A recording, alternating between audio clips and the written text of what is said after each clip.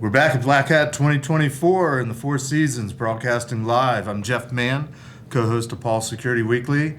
I was able to snag this gentleman here, Mr. Ed Skoudis from SANS. Ed, how you doing? I'm doing great. It's good to see you again, It's buddy. good to see you. I think the last time we saw each other was last year at DEF CON. How about that? Yeah, it happens So, every year. and I selfishly had the opportunity to pull you in here and get a few minutes to catch up with your undivided attention. It's good to be back. So how you been? I've been great. I mean, things are going really well. You know, the SANS College now, we're over 2,000 people, about half undergrad, half graduate school. So that's pretty neat in a college. I don't know if people know SANS has a college. I was going to say, SANS has a college? SANS has a college, I know yeah. you took over SANS at some point a couple years ago. Well, I took over the college part. I'm the Right. president of that. And we have 2,000 students. At the graduate level, we have a master's degree, fully accredited. We also have about 10 graduate certificates. At the undergraduate level, we have a bachelor's degree and 2 certificates. And 2,000 students, it's really a gem in the whole SANS-verse. People take SANS classes plus do additional work and get their degrees or certificates. So that's been cool. Also, I've been working a lot with CounterHack. That's my company that does penetration testing. Still love that. Our team's up to 20 people, and we're not going to grow anymore.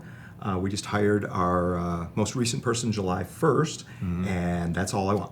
No more. It's very good the way it is. We want to preserve culture and sort of the style and really high quality. So we are shutting down the hiring pipeline, which is it's good. Business is good. I mean, really good. We're booked out through the end of the year, but we manage that very. But carefully. success always doesn't have to be growth. That's right. Constant growth. Yeah, exactly. You could have a life and have fun doing other things. Yeah. So I'm okay with that. Me too. Me too. Sitting in the 110, 115 degrees of Vegas, I'm tempted to ask what's coming with the Holiday Hack Fest. So Holiday Hack cool? Challenge. Yes, Holiday Hack Challenge. Thanks for asking about that. So this year, we're actually throwing a party tomorrow night. Okay. Are you still in town? I will be in town, yes. If you're available, I can get you an invite. I know a guy. I know a guy. I know a guy. So we are going to play Holiday Hack Jeopardy there. Fun. I wrote the questions. We are going to be doing holiday karaoke there. So anyway, I don't know if your Is audience it in the gets that. Ice House place? No. Ice bar? Actually, we did a meeting in the Ice House a couple years ago for Holiday Hack. Okay. But for this year's Holiday Hack, we're changing things up. This is the first time I've mentioned this publicly. Okay. It's going to be a big change. So we're going to. You heard it here You heard it here first. We're going to move it earlier. Okay. Yeah, Give because people more time. People more time. We're not going to release it as one giant I monolithic mean, the thing. holiday season pretty much starts Labor Day these days. It does, yeah. So why we're not good back there. up everything? So here's the deal. Normally, we would release the second week of December. And last year when we did that, we released this giant holiday world that you can video game, move around, and build your cybersecurity skills with 24 challenges. And that's insane. People are like, oh my gosh, it's cool, they love it, but it's just so big. This year, different. On November 4th, it's a month earlier, we're going to release Prologue. And Prologue will be getting you into the game. There's going to be some things to hack, easy stuff. There'll be some mini games to play and hack. That's November 4th. November 11th, Act 1 is released. Okay. Act 1's going to have 3 or 4 You don't have to do the whole shtick, but you're gonna We're going to stagger. stagger it out. We're going to take Thanksgiving week off of new releases. And the final part is going to be released December, I think it's 4th. Maybe it's the 2nd.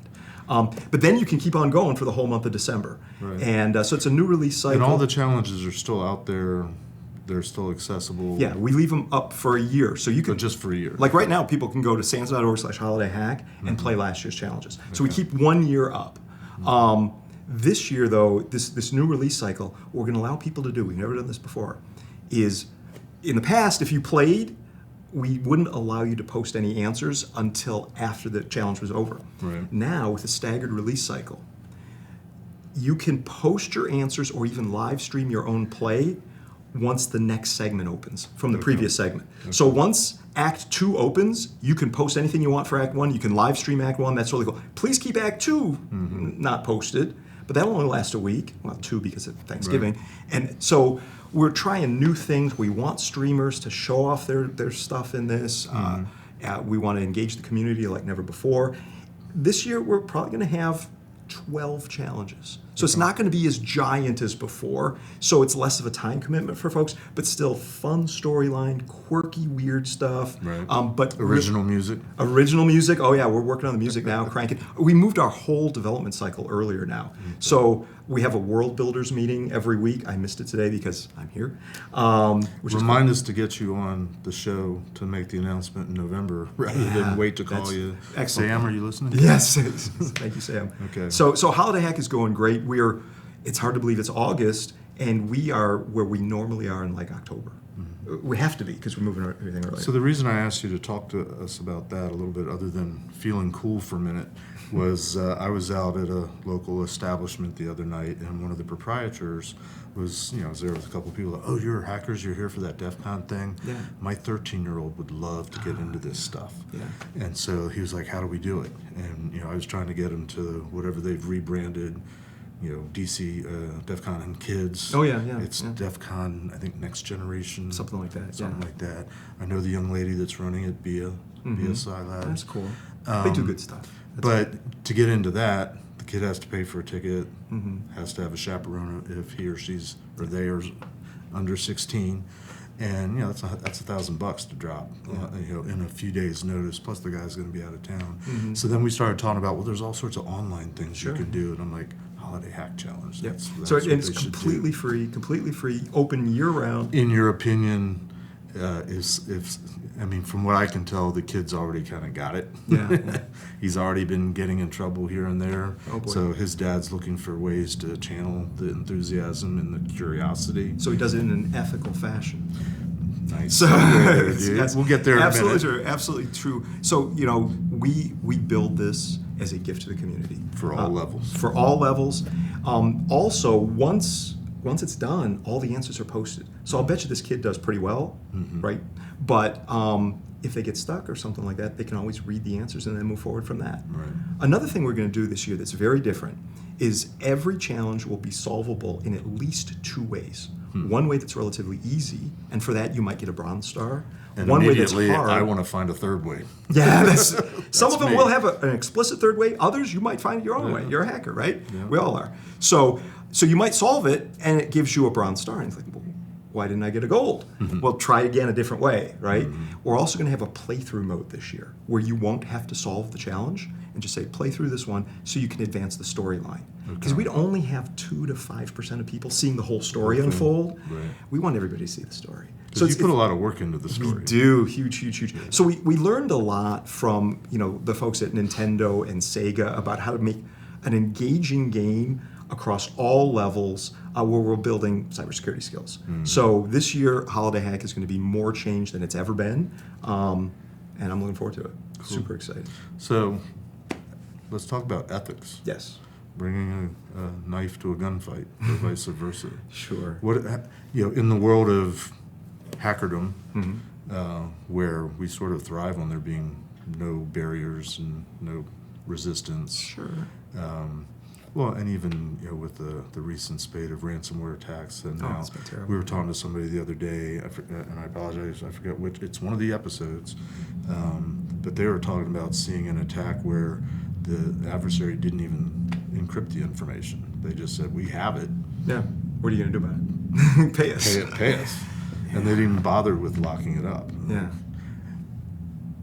But, and we've had conversations on the show in the last couple of months about how there used to be sort of an honor code that you don't hit hospitals and you don't hit certain things where human life becomes a factor. Right. And But that's gone by the wayside. They've hit hospitals and done all kinds of terrible stuff. Yeah. And maybe not necessarily maliciously, because they're just trolling with stuff that will hit whatever it hits. It could be an accident, but you got to manage those accidents and be careful. Right? So what's your pitch here? So, well, it's not a pitch. What's your I wrote passion, belief? So I wrote a book with a guy named Paul Maurer, Dr. Maurer, and it's on cybersecurity ethics. The idea is, I make no money on the book, none at all. It all goes to paying for cybersecurity education and training and such for students to whatever school they want to go to. We're happy to promote fundraisers. Absolutely. So that's what the book is about.